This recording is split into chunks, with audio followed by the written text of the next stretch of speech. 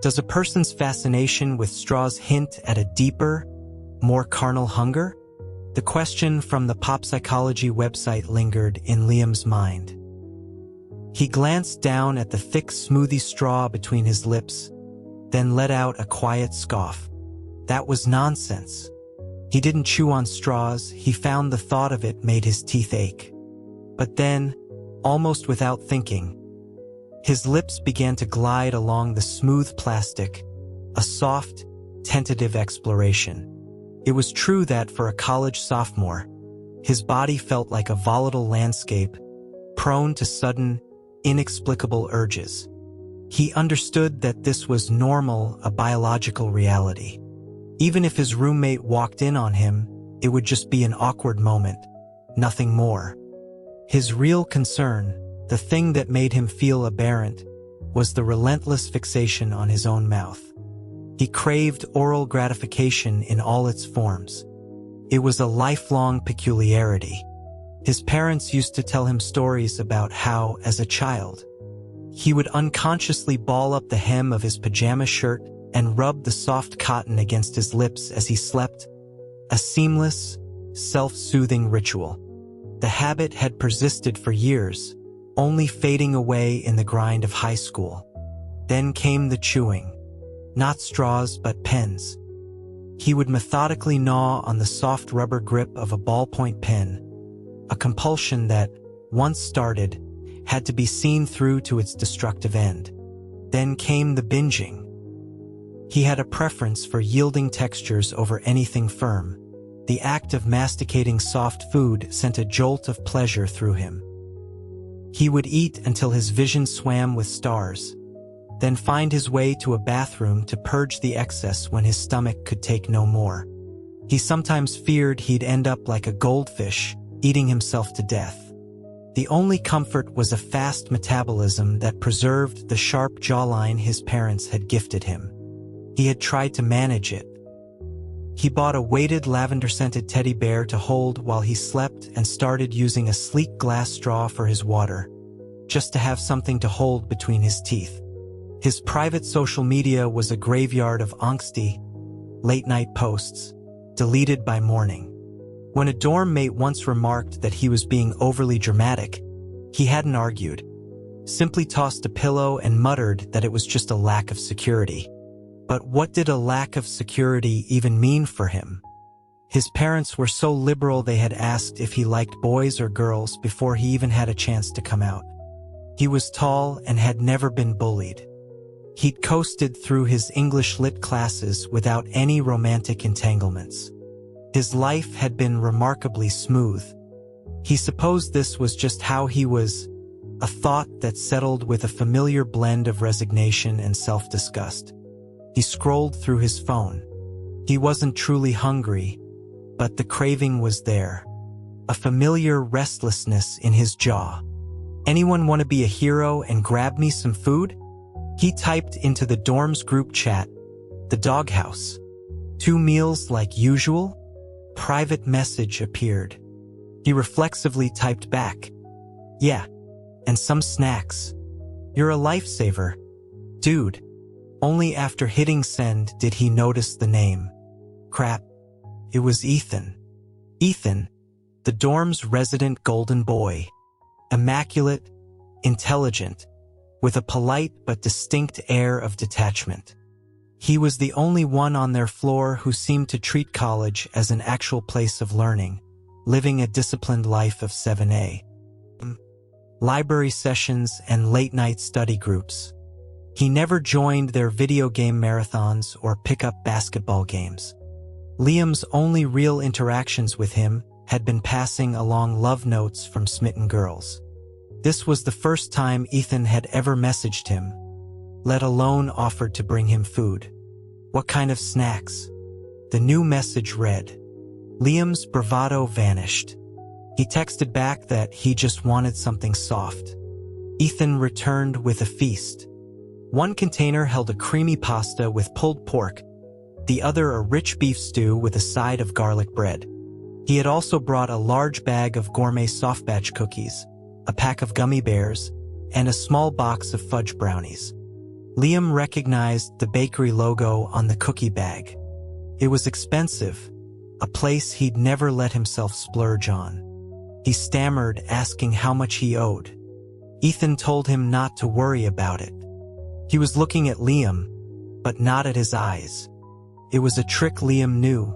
To seem engaged, you look at the bridge of the person's nose. It was a testament to Ethan's perfect manners. Except, his gaze seemed to be fixed a little lower on his lips. Feeling the weight of that stare like a physical touch, Liam quickly grabbed a cookie and stuffed it into his mouth. The frosting was velvety against his lips. He mumbled through the mouthful that he would pay him back next time. The next morning, he woke with a jolt of déjà vu. For the first time in years, he was doing it again. The hem of his t-shirt was bunched up in his fist, the soft fabric pressed against his mouth. He shot up and looked at Ethan's side of the room. It was empty. He was already at the library. A knot of unease tightened in Liam's stomach. A few days later, Ethan was packing his things. Through sheer academic force, he had successfully transferred into the university's hyper-competitive business school across campus. Liam was filled with a confusing mix of relief and disappointment. Relief because now he wouldn't have to overthink Ethan's random act of kindness, which he could now attribute to a farewell gesture. Disappointment because he would miss the quiet, aesthetic pleasure of having him around. He watched as Ethan handed out parting gifts to everyone on the floor, confirming his theory. The guy who played games 24/7 got a high-end gaming mouse. The basketball fanatic got a new pair of Air Jordans. The one constantly failing calculus got a pristine set of Ethan's notes. Liam realized that behind his quiet exterior, Ethan had been paying attention to all of them. His roommate came over holding his new mouse. He asked Liam what he got. A pin-up model? Liam told him to shut up, but couldn't suppress the smile creeping onto his face as he opened the box. His roommate leaned in to look, but Liam snapped it shut. It was a set of pajamas. He stared at the box, his pupils wide with shock. The glimpse he'd caught was of black, silky fabric. Everyone else's gift was tailored to their personality. What was the meaning of pajamas? Pajamas, the shirt he used to, that night. He must have seen. He had to have seen it. It was undeniable. Then again, the only reason Liam knew about his own unconscious habit was because he'd woken up mid-act. It wasn't so strange that Ethan might have seen it too. He tried to calm himself. He hadn't done anything wrong. It was just a weird habit. What was there to be afraid of? Maybe Ethan, in his saintly beneficence, just noticed that Liam wore the same 2 threadbare t-shirts to bed all year and couldn't even afford the fancy cookies he clearly craved. He was just helping out a less fortunate soul. Ethan, the Good Samaritan. Looking at his roommate's new mouse and the other guy's Jordans, it made sense. The man was a modern-day saint, gathering followers through kindness. Why should Liam be the one to overthink it? And hold on, were those limited-ion Jordans? Damn, he got ripped off. Having reconciled himself with this logic, Liam pushed his anxiety aside and went to get dinner. That night, Liam took out the pajamas, intending to try them on. But his hand drifted over the box of soft batch cookies Ethan had bought him. A little detour, he thought. He had been avoiding them, the memory of eating them under Ethan's gaze too charged. But the brownies and gummies were long gone, and the craving was back. Just one. The room was empty. He didn't have to shove it in his mouth like before. He could take his time. He pressed the whole cookie against his lips, feeling the delicate, dusty sugar give way to the pillowy softness beneath. It was like a whisper against his skin, yielding yet resilient, a gentle embrace that promised sweetness. That initial tenderness quickly gave way to a surge of possessive hunger. He bit down. His canine teeth pierced the soft barrier, and the rich, chocolate chip-studded center flooded his mouth. Each chew was a decadent, sticky symphony, a delightful friction against his molars. To dismantle such a perfect, tender thing felt like the highest form of appreciation. When it was gone, a faint sweetness lingered on the walls of his mouth, evidence of the recent intimacy. This was the magic of soft food. One more, and another. No one could judge a binger if they possessed a tongue as sensitive as his. Another, and another. The pile of empty wrappers in the trash can grew precariously high. He guiltily pushed them down and reached for what he told himself was the last one. The best is always next. But this one, what was that behind it? A slip of paper. Don't eat too many. They're hard to digest. You'll get a stomach ache. The handwriting was neat and controlled. It was Ethan's. Liam dropped the cookie in his hand. He stared at the note, a sudden, chilling feeling of being watched creeping over him. He slumped back in his chair. He did feel a little sick. Ethan had anticipated him. He had predicted his lack of control. He tried to reason it away. They hadn't had any real connection. Ethan was never in the dorm, skipped their floor meetings, vanished during finals week. Their rare encounters were just a quick nod in the hallway. It had already been 3 days since he'd last seen him. He replayed the scene in his mind. Himself sitting cross-legged on his chair, cookie in his mouth, looking up at the towering, benevolent figure of Ethan. The note was probably just an extension of that kindness. His roommate knew he ate 2 meals. It wasn't a secret. Ethan was just being thoughtful, spreading his boundless compassion. The note wasn't an accusation. It was practically glowing with a holy light. A true saint. He pictured Ethan, halo shining, returning to his desk to study after this act of charity. No, wait, that wasn't right.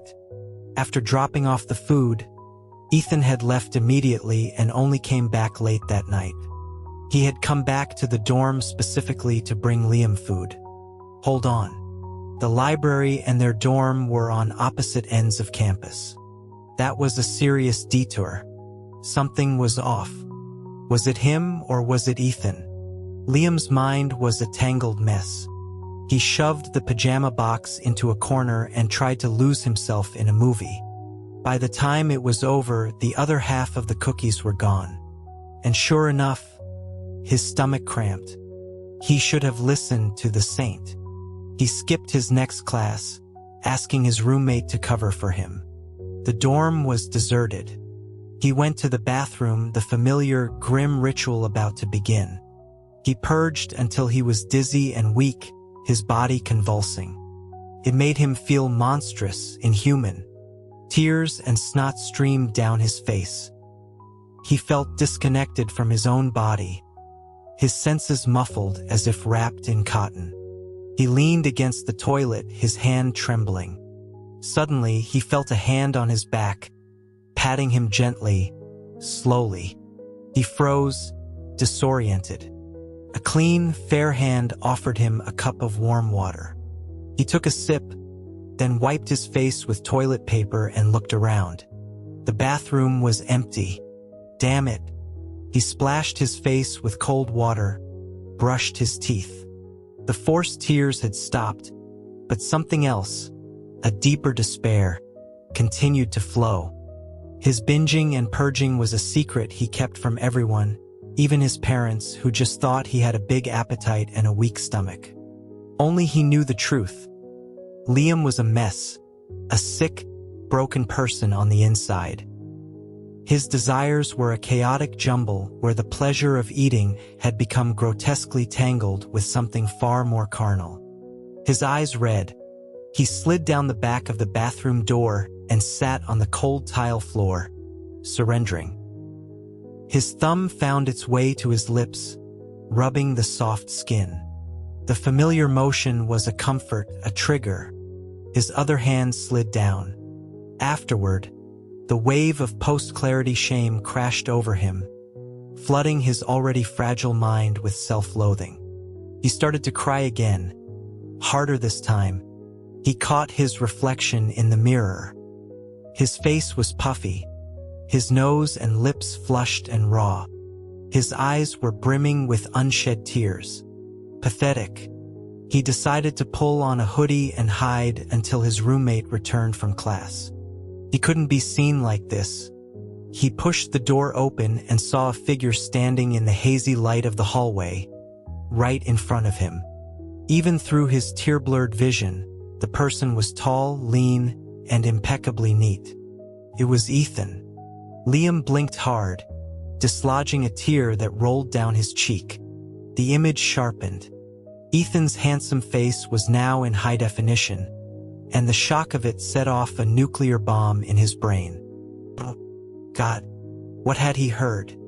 The crying? The other sounds? Both?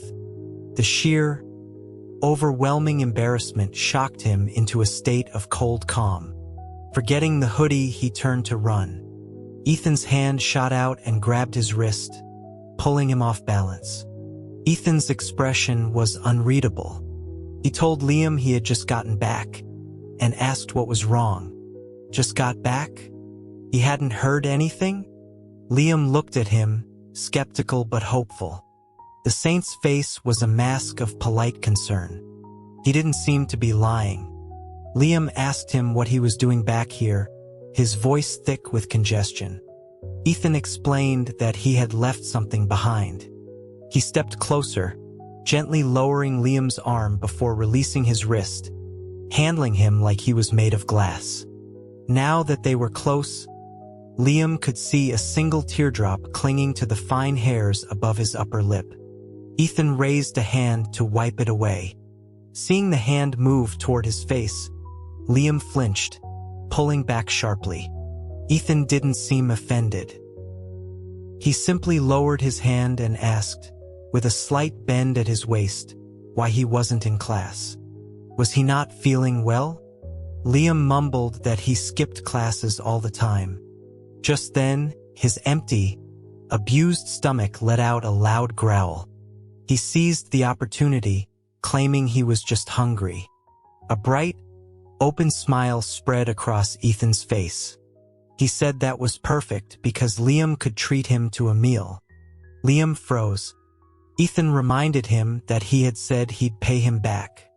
Liam was reluctant.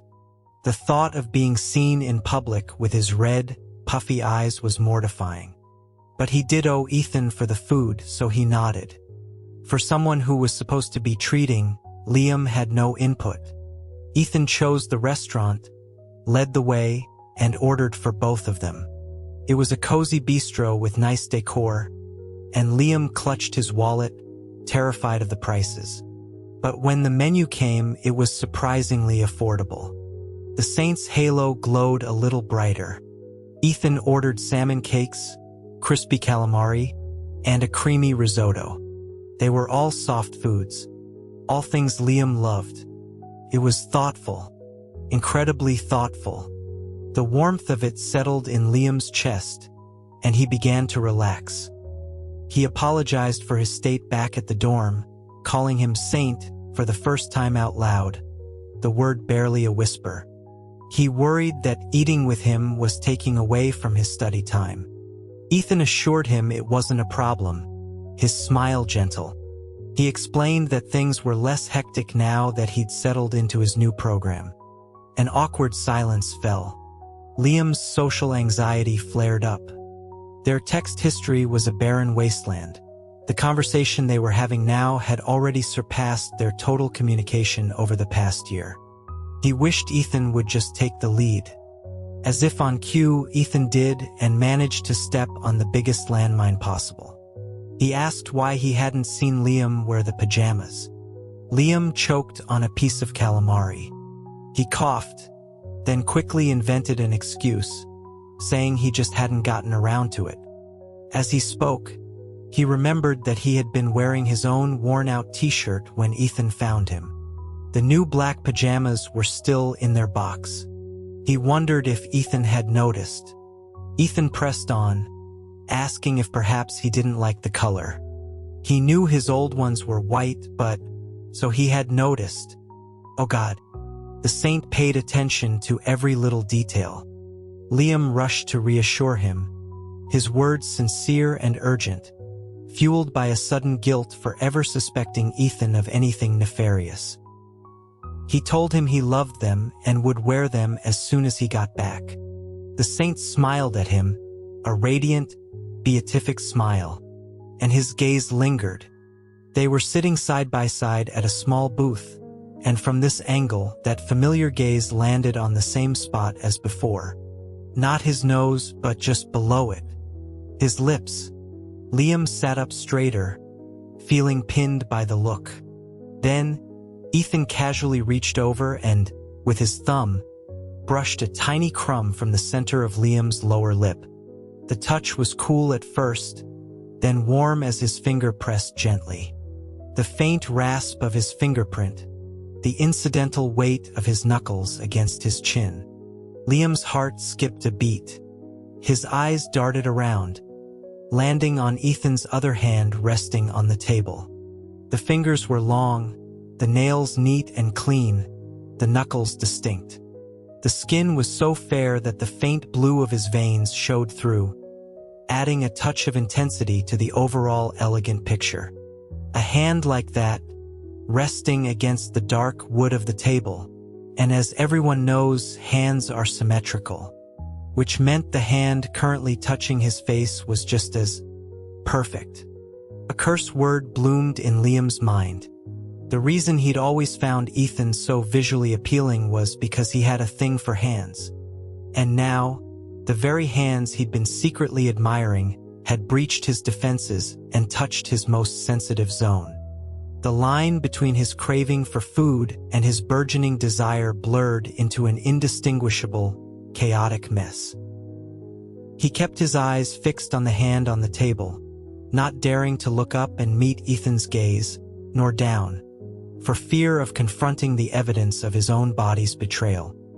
He had thought this meal would absolve him of his twisted fantasies about the saint.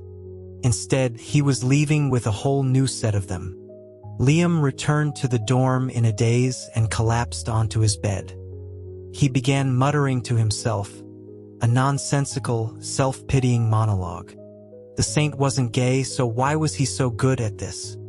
Was it just humanitarian concern, or something else? He buried his face in his pillow. He would never be able to look at those pajamas again. "What are you whimpering about, princess?" his roommate asked, finishing a game. "You in heat or something?" Liam grabbed his pillow and threw it with perfect accuracy without lifting his head, telling him to screw off. "Hey," his roommate said, easily swatting the pillow away. He walked over and handed him a box. "Try this." Liam, still face down, grumbled but took the box, fumbling to open it. He reached inside. The fabric, it felt incredible, so secure. He pulled out a piece, rubbing it between his fingers with his eyes closed. The texture immediately transported him back to his childhood, to the familiar comfort of soft cotton against his lips. He shot up, his eyes wide. "What is this?" His roommate gave him a look reserved for idiots. "It's the pajamas the saint gave you. Why aren't you wearing them?" Liam stammered, his previous bravado gone. His roommate cut him off, explaining that Ethan had asked him to get a picture of Liam wearing them. For what? Liam was bewildered. He refused. His roommate launched into a tirade, asking if he was a man, if he had any manners, if this was how he repaid kindness. Liam swallowed hard and reluctantly agreed, but insisted on using his own phone for the beauty filter. "So high maintenance," his roommate grumbled, snapping a few terrible, top-down photos that made Liam look short and stumpy before giving up. Liam, sighing, took a selfie himself and sent it to Ethan. His arm wasn't long enough, so the photo was a close-up of his neck, showing the black collar of the pajamas against his skin, his Adam's apple, and his collarbone. A full minute passed. Then, a reply. Liam asked him what he wanted it for. Ethan replied instantly that it was for a 15-word online review with a picture to get a cash rebate. Liam didn't believe him for a second. He asked why he didn't just ask him directly. Ethan explained that Liam had said he'd wear them when he got back. So he assumed he was already wearing them and thought it would be less trouble to have the roommate snap a quick photo. Liam's indignation deflated. The saint was being thoughtful again. Before he could wallow in gratitude, a new message arrived. The customer service says I need 3 pictures to qualify. Do you have any more? Preferably with your face. Liam was stunned. He asked if customer service really needed to see his face. Ethan clarified that they needed to see the overall fit, but he would blur his face for him. He offered to Photoshop a little teddy bear over his head. Liam took a deep breath, defeated. He sent $3 to Ethan's account. Ethan ignored it and sent back a screenshot of a fluffy purple teddy bear sticker. How about this one? Liam gave in. He held his phone out as far as he could and took 2 more pictures. They still didn't show much of him, but in addition to his collarbone and neck, they now included his mouth. Full red with a delicate curve. This time, the silence on the other end was much longer. Liam pursed his lips, deciding he didn't care, and tossed his phone aside to go to sleep. It felt too awkward to change back into his old t-shirt in front of his roommate. So, with a heavy sense of guilt, he climbed into bed wearing the new pajamas. The fabric was impossibly soft. It seemed to caress every inch of his skin, every pore, every fine hair. He felt a strange, restless itch all over his body, an itch deep inside him. He lay perfectly still, as stiff as a board, afraid to move. He was afraid that any movement would create friction against the plush, yielding material. It felt as though the pajamas were caressing him, not the other way around. It was as if that deep, unsettling gaze of Ethan's could now reach him from across campus, a tangible presence in the darkness. Reacting to the saint made him feel more ashamed than any of his binges. He felt like a creature from the mud, reaching for a celestial being out of a pure appreciation for beauty, only to smudge the pristine white sleeve with his own filth. I'm not normal. I'm not normal. I'm not normal. He was taking Ethan's kindness and twisting it into something ugly. He clenched his jaw, resisting the overwhelming urge to bunch the fabric and bring it to his mouth. He fell into a troubled sleep and dreamed. He spent the whole night like that, lying rigid and uncovered. With his already weak immune system, he woke up with a severe cold. His roommate, feeling a pang of guilt, brought him water and medicine. But after a few days, the cold settled in his chest as a deep, rattling cough. It was an old problem from childhood, a cough that, once it started, was nearly impossible to stop. He didn't want to disturb his roommates, so on a Friday night, he decided to slip out of the dorm. The campus was buzzing with couples, and he knew getting a cheap hotel room nearby would be impossible. So he pulled on a heavy hoodie and headed for the 24-hour diner on the edge of town, planning to ride out the night in a corner booth. When Ethan sat down across from him, Liam was already asleep. His cough finally subsided. Ethan looked at his sleeping face, his brow furrowing at the sight of a small, self-inflicted sore on Liam's lip. He reached out and gently touched it. As he started to pull his finger away, he felt a sudden warmth envelop his fingertip. Liam, still fast asleep, had taken his finger into his mouth and was now softly, wetly suckling on it. Ethan froze, his expression unreadable in the dim diner light. After a moment, he slowly withdrew his finger. The sleeping boy's face immediately crumpled, his features twisting into a look of profound loss, as if he'd just been robbed of everything precious in the world. He looked like he was on the verge of tears. Ethan stared, taken aback. He took a deep breath, left the booth for a moment, and then returned. He offered the same finger, now clean and dry, back to the boy's lips. Liam, still deep in his slumber, closed his mouth around it, this time with a possessive insistence. He worried the tip of the nail, then enveloped it with the soft inner flesh of his lips, his tongue lazily tracing its shape. The entire unconscious act unfolded before Ethan's eyes. His breathing grew heavy, his own mouth suddenly dry. He watched the boy, who was lost in a world of innocent, gluttonous satisfaction, a picture of pure, secure bliss. After a few moments, the boy's mouth went slack as he fell into an even deeper sleep, releasing his finger. Ethan gently flicked his forehead. "So, I'm just staying at your place?" Liam asked, feeling like a rescued stray. "I've got the spare room set up for you," Ethan said, helping him with his bag.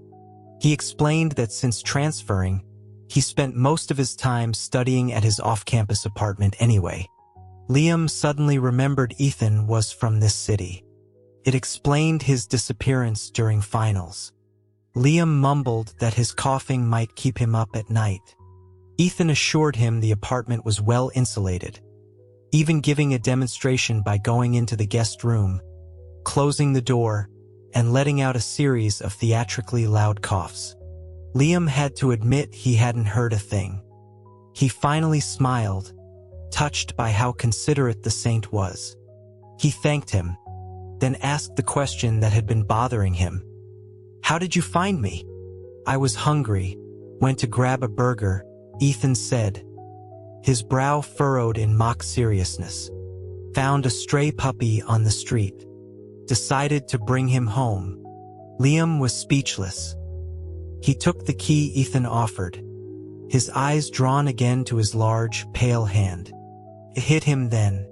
This was cohabitation, and he was harboring a guilty secret. He felt a desperate urge to flee, and so their life together began. The first problem was eating.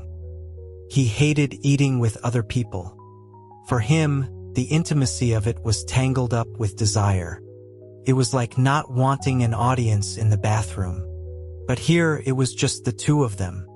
And at every meal, there was that pair of long, white hands, elegantly holding a fork, occasionally placing more food on his plate. It was torture. He started eating more, just to have something to do with his eyes. Under Ethan's care, his cough quickly disappeared. Liam, weighed down by his secret attraction, immediately started planning his return to the dorm. But thanks to his roommate's overzealous help in moving his things, his belongings were a chaotic mess. As he was finally ready to say his goodbyes, Ethan told him he had washed his clothes for him, and he should wait for them to dry. Liam was confused. His clothes were packed in his suitcase. Ethan looked surprised, saying he thought they were dirty and had just taken them out to wash.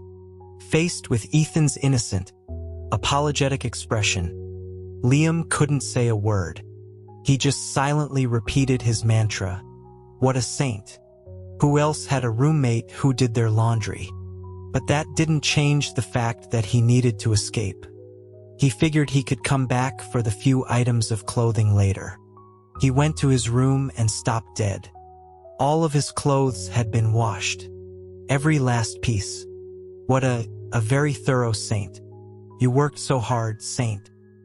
He ate dinner with a heavy heart, the sight of Ethan's hands making him feel guiltier than ever. He spilled soup down the front of his white t-shirt. After dinner, Ethan, with his impeccable timing, handed him the set of black pajamas. With his own shirt stained, Liam had no choice but to change and dive into bed. The soft, plush fabric. So soft, so yielding. He was a stiff, dry fish again. He hated it. If only he had something else to wear. Wait, weren't all his clothes washed? He ran to the drying rack. There, hanging and dripping, was an identical set of black pajamas. Hold on. Was this one his, or was the one he was wearing his? Did it even matter? Why were there two sets? Was the other one Ethan's? Did he buy an extra and give one to him? He lay back down in bed, muttering saint while his mind screamed matching set. The thought occurred to him that the pajamas he was wearing felt a little big. And was that Ethan's laundry detergent he could smell? Oh God. Saint, if your goal is to save all living creatures, please stop pouring holy water all over my head. Your casual kindness has taken root and grown into a forest in my heart. He continued his rigid fish impersonation, but then remembered how he'd gotten sick last time. He quickly grabbed the blanket and pulled it over himself. He used too much force, and the oversized pajama top bunched up, the collar flipping up to cover his mouth. Oh no. Saint, does a sinner like me deserve your protection? What am I supposed to do? He hesitated for a moment, then tentatively pursed his lips and kissed the fabric. Saint, I can't take it anymore. He threw the tissue in the trash, tears welling in his eyes. Saint, would you consider leaving the clergy for me? The next morning, he rushed out of his room, determined to use a hairdryer on his clothes. He couldn't wait any longer. But when he got to the laundry room, he froze. Why were his clothes still dripping wet? He hadn't noticed the puddle on the floor last night. Had Ethan used that much water? Ethan emerged from the balcony, holding a small watering can. He smiled. Morning. Come see, the roses are blooming. Liam turned and stomped away. A moment later, he crept back. I have a class with mandatory attendance. Can I borrow a shirt? He was starting to suspect Ethan was doing this on purpose. The shirt he was given was made of the same soft nylon fabric. Didn't normal guys own more cotton t-shirts? Was this another coincidence? The sleeves were a little long, brushing against his wrists every time he wrote, driving him crazy. He furiously texted his roommate, blaming him for bringing all his clothes over. His roommate texted back that the dorm was having a pest crisis. Mice, roaches, the works, and he was protecting Liam's meager wardrobe from becoming a chewed-up mess. Besides, he added, you barely own any clothes anyway, Cinderella. Liam felt faint. His roommate always teased him, calling him princess. Well, he was right. What princess wasn't afraid of bugs? Defeated, he texted Ethan. Saint, so sorry, can I stay a few more days? Frowning emoji. Ethan replied instantly, dinner's waiting. Your clothes are dry. Their shameless cohabitation continued. He noticed, however, that Ethan was subtly restricting his food intake. At first, Liam continued his pattern of binging, sneaking out for a walk afterward to purge. But the portion sizes at dinner were gradually getting smaller. Today, it was just a single serving. I'm not full, he said. Your stomach is full, Ethan replied, his gaze unwavering. Your mouth isn't. A jolt of fear went through him. He felt like Ethan knew something, but at the same time, his expression revealed nothing. Liam lost the silent battle and conceded that he was full. Later that night, his mouth restless, he went to the fridge for snacks and found it empty. He wandered around the apartment and saw Ethan on the balcony, smoking. It was the first time he'd ever seen him smoke. He crept closer, stopping just close enough to see his silhouette. He stared at the hand holding the cigarette. The combination of long fingers and a slender object was devastatingly perfect. It was a different vibe from the chopsticks. This was less domestic, more elegantly debauched. And to top it off, Ethan was wearing a crisp white shirt. It was too much. He couldn't resist. He took out his phone, silenced the shutter, and took a picture of his hand. Just as he was about to retreat, Ethan brought the cigarette to his lips, the ember flaring bright orange. He took a slow drag, his throat moving, and exhaled a plume of soft smoke. Liam could almost hear the faint crackle of the burning tobacco. He wanted to taste that smoke, to be that wisp of gray that could swirl around him so freely, instead of hiding in the shadows like a voyeur. He didn't want to be the cigarette. That was too much to hope for. Just a voyeur. And a thief. He suddenly remembered the pajamas he had soiled. He turned and fled. He sat in the dark living room, scrolling through his phone. The picture of Ethan's hand was blurry in the low light. He opened an ING app, blurred it further, then deleted the original. Unspeakable. He opened their text chat. It was bland, Ethan's tone always gentle and proper. He noticed for the first time that Ethan's profile picture wasn't pure black. It had some kind of texture. He tried to tap on it to enlarge it, but his internet was slow, and he accidentally tapped it twice. You poked the saint. Liam's heart stopped. He fumbled to unsend it. Just then, a screen on the console table by the door lit up and vibrated. He walked over. It was Ethan's phone. The notification on the screen was from a contact named Lee. Liam froze. His mom called him Liam, his roommates called him Princess. Lee was cute. He rationalized that Ethan was probably just too lazy to type out his full name. He picked up the phone. It unlocked automatically. Face ID. He swiped through the home screen and opened the photo gallery. It was mostly academic photos and group shots, all impersonal, with Ethan wearing the same polite smile in everyone. He scrolled through them anyway. He was about to exit when he saw it. A folder labeled screenshots. What would the saint screenshot? He opened it. The images were all too familiar. Their dorm group chat, the doghouse. Ethan never participated, but he had apparently screenshotted everything. And every single screenshot contained a message from Liam. Today I'm also hungry. These calamari are so good. Ugh. Whoever brings me some is my hero. Risotto. Risotto. Can I get extra risotto? Seriously, is this salmon made of gold? $10 for one piece is robbery. I'm not eating. All the dishes Ethan had ordered for him at the bistro. Tucked among the chat logs was one other image out of place. It was a close-up of something black and textured. His own profile picture. But where had he screenshotted it from? He couldn't find it anywhere else on Ethan's phone, not even in the recently deleted folder. An idea struck him. He used his own phone to save his profile picture, then opened it in an ING app and cranked up the brightness. The bottom half of the image was black pajama fabric. Slowly emerging from the shadows were a boy's collarbone, his Adam's apple, and his mouth. He stared at the bright screen in the darkness. Then he found the blurry photo of Ethan's hand holding the cigarette and set it as his new profile picture. He went back upstairs, straight to the balcony. Ethan was still there. When he saw Liam, he immediately stubbed out his cigarette. Liam told him he wanted one. Ethan refused, flatly.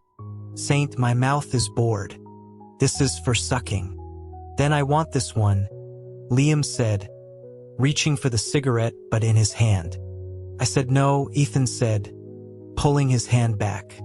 He looked up, and in the moonlight, his face was like ice. Liam flinched. Ethan sighed, his voice softening. "Anything but this. You can't smoke. With your lungs, I just want to try it," Liam mumbled. "One puff won't hurt. Try it?" Ethan's voice was quiet. "Can you stop at just one?" Liam looked up sharply. Under that gaze, he felt completely exposed, as if Ethan could see right through him. He was right. If he started smoking, he wouldn't be able to stop. What else did he know? Why are your lips always so red? Ethan asked, gently tilting his chin up. Is it natural, or do you do it to yourself? Do it to himself meant he knew. He knew everything. Telling him not to binge, bringing him soft foods, giving him soft pajamas. That time he wiped his mouth. Was it on purpose? As Ethan's thumb neared his lips again, Liam tensed, a tremor of anticipation running through him. Every time I look at your mouth, Ethan said, his thumb stroking his cheek, deliberately avoiding his lips, I think of a line from a poem. Rain-washed cherries, spilling crimson on the branch. Liam swallowed hard. You wanted a taste, didn't you? Ethan leaned in, their faces inches apart. Let me give you one. He kissed him. Liam's world detonated. It wasn't the fearful panic of being discovered in the bathroom, or the quiet shame of using the pajamas for comfort. This was a supermassive cosmic explosion, a universe being born and dying in the same instant. Seasons changed, stars collapsed, silence fell. One kiss and he was annihilated and remade. It was no longer a question of whether he was hard or not. He felt that if he died in this very moment, he would have no regrets. Ethan pulled back, savoring the moment. He looked at the dazed boy in front of him with deep affection. Breathe, he whispered, a small smile playing on his lips. If you don't, I'll be a murderer. Liam gasped for air, his return to reality jarring. The person he was a second ago was dead. The new him would spend a lifetime atoning for this bliss. The saint was right. He hadn't smoked a cigarette, but he was already addicted. Do you understand how I feel now? Ethan asked. When it comes to you, I always seem to know a little something. I know you like soft things, that you rub your lips, that you like my hands. But I have one question, and if I don't ask it now, I might regret it for the rest of my life. Do you like me? Liam stared at him, so overwhelmed he couldn't speak. If you don't like me, kiss me, Ethan said, holding out the inside of his wrist. If you like me, bite me. He paused, then added in a soft, coaxing voice, and when I say like, I don't mean the way you like other people. Think carefully. The network of blue veins beneath the pale skin pulsed with life. Liam stared at that tender flesh like a starving wolf eyeing its prey. His teeth chattered. When he realized it was from excitement, he wanted to cry again. The saint likes me, but I'm not normal. I'm not normal. He instinctively tried to take a step back. But Ethan's arm snaked around his waist, stopping him, while his other hand pressed his wrist directly against Liam's lips. You want a bite, don't you? Ethan whispered, a devil on his shoulder. Open your mouth. Liam shook his head, a small, desperate motion. But the movement caused his lips to brush against that soft skin, and the sensation was unbearable. The pleasure of it left him no escape, sending a shiver through his entire body. The shiver was his body's surrender, which only made his mental state worse. He just trembled, unable to act. A shadow of disappointment crossed Ethan's face. Is this your choice? Seeing that look on the saint's face for the first time made Liam's brain short-circuit. In that brief moment of blankness, all his anxieties and fears evaporated. He squeezed his eyes shut and bit down. Ethan's hand. This was Ethan's hand. The yielding texture drove him mad. Just as he'd expected, once he started, he couldn't stop. It was like the rubber grip on the pen. He had to bite until there was no give left. But this was human flesh. A sliver of sanity remained. But he'd already started. He couldn't stop. Liam began to sob, a pathetic, muffled sound, as he bit down hard on the soft flesh of Ethan's wrist. Huge tears dripped from his eyes onto Ethan's hand. It was over. He'd seen everything now, the full extent of his perversion. Everything was ruined. But Ethan didn't push him away. He didn't mock him. He just let out a quiet laugh. Liam looked up, his mouth still clamped on Ethan's arm, a tear rolling down his eyelash. Seems you like me this much. Another tear fell. Like me a little more. Okay? He went blank for a second. Then, still crying, he nodded weakly and, as requested, bit down harder. Ethan winced but didn't make a sound. A tight, pained smile on his face as he let Liam unleash his desperation on his arm. He was letting him accept his desire, embrace it, release it. Finally, the flesh reached its limit. Liam's lips trembled as he slowly let go. A string of saliva connected them for a moment. His teeth were actually quite dull, but the bite mark was already turning a deep red, bordering on purple. The guilt flooded back. "Lee, don't be scared," Ethan said softly. "This is just a mark of how much you like me." He was telling him quietly that all of this was normal. Years of guilt seemed to dissolve with that one simple sentence. He cried even harder. "I guess I'll have to treasure these," Ethan said, looking at the marks on his wrist. He rolled up his sleeve a little higher, revealing a simple, braided red string. It was the good luck charm Liam had bought for everyone in the dorm before their first exams. A cheap, 25-cent trinket, and Ethan had been wearing it all this time, hidden under his sleeve. "I'm sorry, Lee," Ethan said, a look of genuine regret in his eyes. "The first time I saw you, I wanted to kiss you." A few weeks later, Ethan invited the whole dorm floor to his apartment for a thank you dinner. After the meal, Liam sat on the couch, confused, as his roommates smirked at him. "Thank you for what?" Roommate A said it was for services rendered. Liam was shocked, asking if Ethan had paid them. Roommate B scoffed, saying that the latest Air Jordans were beyond monetary value. Liam was confused, thinking they were just parting gifts. Roommate A said that was crap, those gifts were way too expensive for them to just accept. Liam pointed out that they accepted them anyway. Roommate B explained it was because Ethan said it was for them to take good care of Liam. Roommate A, seeing Liam's clueless expression, decided to mess with him. "So, how old is our little sister now?" Roommate B grinned. "Has she been to bed with him yet?" Roommate A continued smoothly, "What brand of condoms is she using?" "Shut up. Shut up.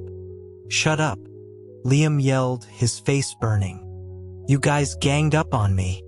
What's all the excitement about?" Ethan asked, coming out of the kitchen. We were just saying we have an aerostraight desire to get back to our studies," one of them stammered, and they quickly made their exit.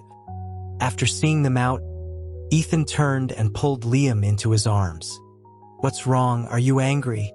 "Screw you.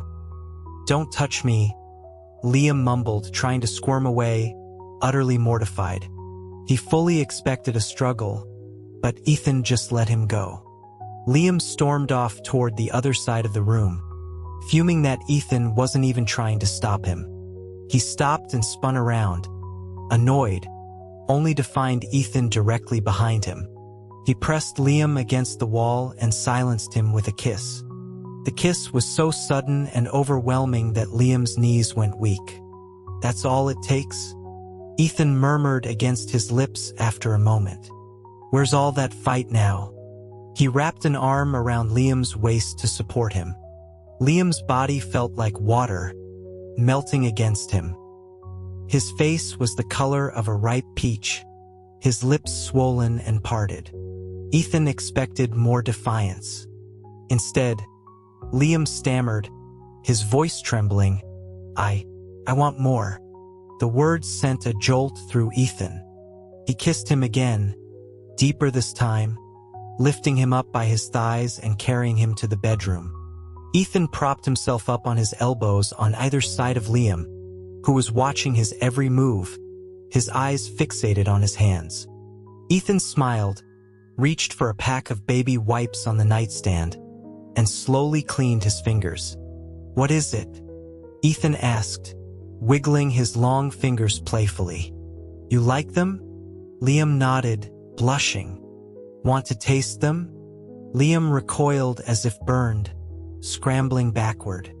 He knew exactly what Ethan meant, and the shame was too much. But Ethan caught him by the thigh and pulled him back, their bodies colliding through the fabric of their clothes. "Why are you so shy?" Ethan laughed. "That night at the diner. Didn't Lee enjoy it very much?" What night?" "He only remembered a pleasant dream." "Let me help you remember." He slipped a clean finger into Liam's mouth and gently swirled it around. Liam's mind exploded. Saint kisses, saint hugs. The saint's white hands touching his mouth, inside his mouth. It was too much. He was painfully hard, and he couldn't stop himself from instinctively grinding against Ethan's knee. "I honestly didn't know you were gay," Liam said, his voice full of regret. "I would have tied you up and kissed you ages ago." Liam mumbled, dazed, "Do I really seem straight?"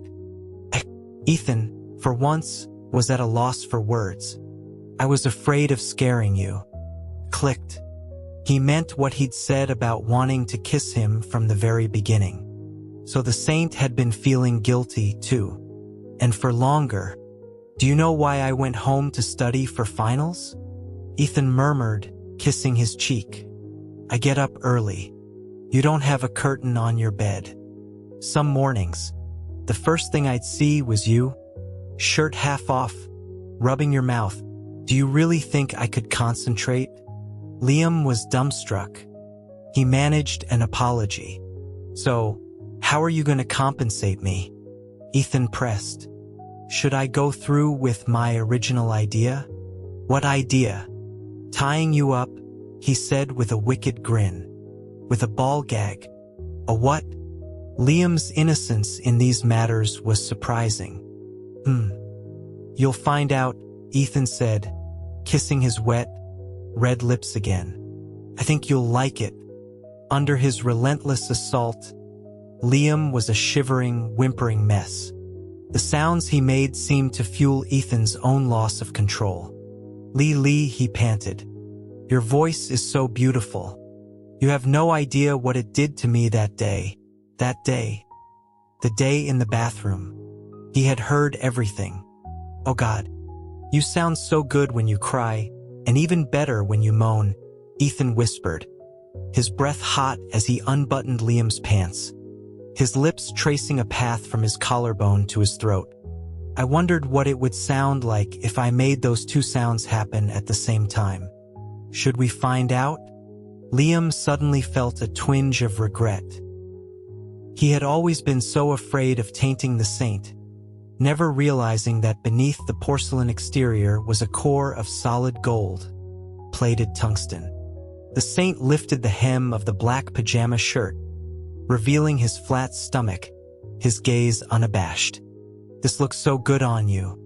Do you know why I chose black?" He echoed his own words from the restaurant. "I know you like white, but black offers a much better visual contrast." Like, he stared at the patch of pale skin against the dark fabric. A white rose in the dead of night. Liam, dazed from the constant kissing and the friction from Ethan's knee, had lost all reason. He didn't understand how Ethan could be so calm, so poetic, at a time like this. Ethan held up his hands. "I only have two. Do you want them up here or down there?" Liam thought he might die of shame. Did he have to make this decision, too? "Fine. Let's do both, baby." He used one hand, still slick with Liam's saliva, to play with his nipples, while the other slid down into his pants. And all the while, he never stopped kissing him. Under the three-pronged attack, Liam fell apart in seconds. Ethan's eyes darkened. "So sensitive. How are you going to handle what's next?" Liam bit his lip in protest. "Acting up again?" Ethan smiled indulgently. "Misbehaving, are we?" As punishment, I think we'll skip the soft food tonight, okay? Bastard, what should you call me? Ethan asked, a sudden smile spreading across his face. Liam, for some reason, thought of the very first message he'd ever sent him. You're a lifesaver. Dude. Wait, not that one. The one before. Thanks, Dad. His face went crimson. What are you talking about? You're not that old. You're more like a brother. The word brother somehow made the atmosphere even stranger. He trailed off, unable to speak. Will you come over after class tomorrow? Ethan asked suddenly. It's okay, he whispered in his ear. You can call me Daddy tomorrow, and brother the day after. But for tonight, how about you just call me husband? He laughed softly. Ethan loved to tease him. Liam would either protest or struggle, and then Ethan would just kiss him until the world dissolved. It was more effective than any drug. He would do whatever Ethan wanted, say whatever he wanted. I like you so much, Ethan panted, his rhythm hard and steady. I've waited so long for this. Lee, through the haze of pleasure, Liam heard him say something else. What did you just say? I said, you're so cute, I really like you. How about we do this twice a day? He murmured, nibbling on his earlobe. A sliver of horrified consciousness returned. No, absolutely not. The saint started kissing him again. He whimpered, his eyes wide with helpless panic, as he watched the holy light above Ethan's head slowly fade, revealing a pair of devil horns. Even his internal monologue was crying now. You big bad wolf, ugh.